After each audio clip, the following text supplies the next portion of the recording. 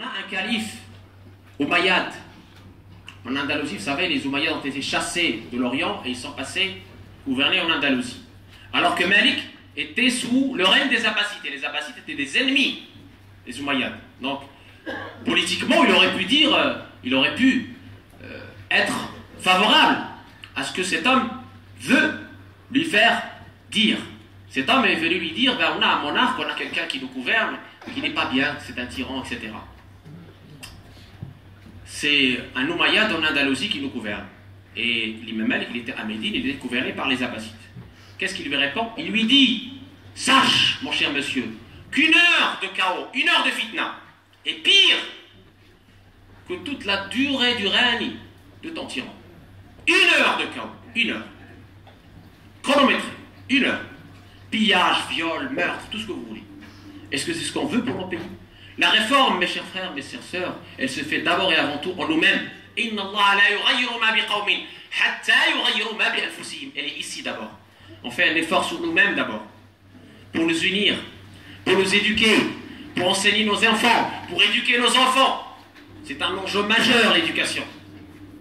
La réforme, elle passe d'abord, mes chers frères, mes chères sœurs, par le fait d'être aimant, d'avoir le meilleur comportement, comme le prophète l'a été, de représenter notre religion sous son meilleur jour, où qu'on soit, et de ne pas penser à notre intérêt à court terme, de penser à l'intérêt général. Qu'est-ce qui se passe si je sors, si je donne raison à ces agitateurs qui, dans nos pays musulmans, tous les pays musulmans, sont en train d'être financés par l'extérieur, par je ne sais où.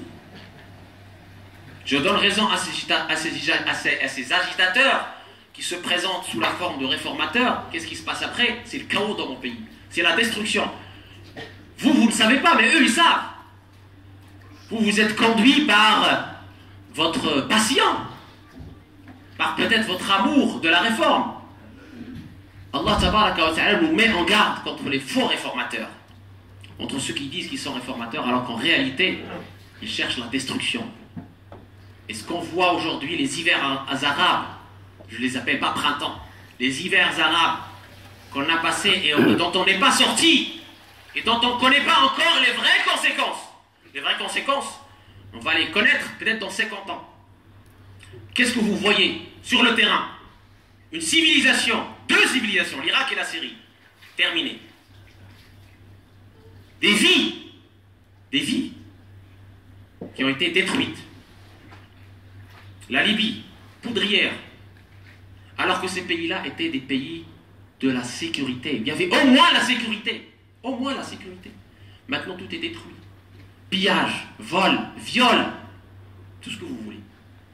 Puisque, comme on le sait, les agitateurs pêchent en mer trouble.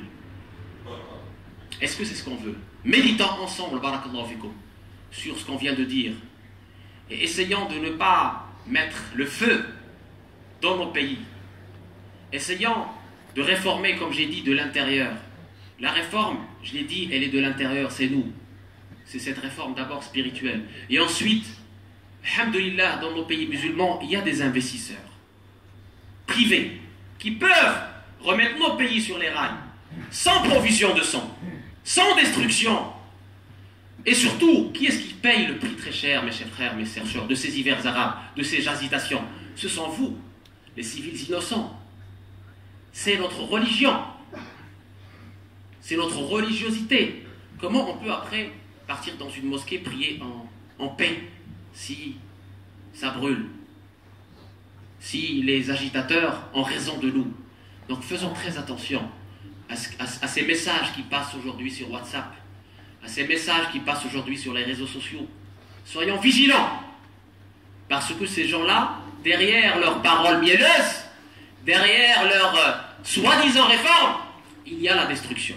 جعلنا الله وإياكم من الذين يستمعون القول فيتبعون أحسنه أولئك الذين هداهم الله وأولئك هم أولو الألباب.